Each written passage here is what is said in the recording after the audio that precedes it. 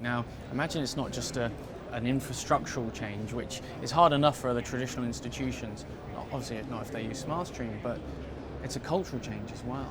How do you mitigate that? Well, that's something I think it's a process that you have to live through, right? So I'd love to say I could go to a bank or even internally to my people and say, this is the new process, done. Tick the box, done.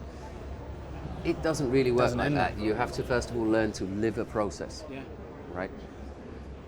Now, one of the advantages obviously that we do have is because we deal generally in standardized software, so SmartStream doesn't really like customized solutions as such. We do believe in standardization because that gives you a sustainable piece of software that you can use for many years.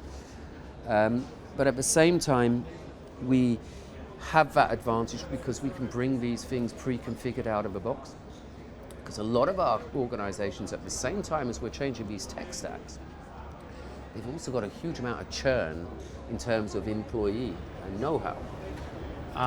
Right. Okay. So I it's think the talent side of things as well. Exactly. So I think the answer is, or what we're definitely trying to put into our software, is to keep all the capabilities around managing complex process, but to make it as simple as possible for the people to use, right?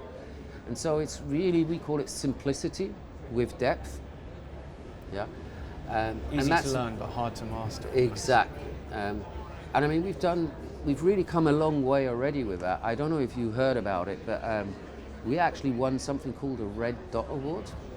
Interesting. No, tell me Now, more. Red Dot Award is actually an industry award, and the sort of companies that win this are people like, Samsung, Audi, BMW, and we actually won it for our user-centric design principle. Okay. Now, finance and user centricity don't typically go hand in hand. Exactly, but I think that's the leap we have to make. We all have to jump into the future, right?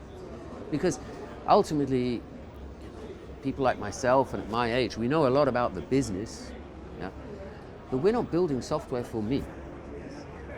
We're building software for the next generation of people who are coming, and they just look at that completely differently, and their expectations are completely different.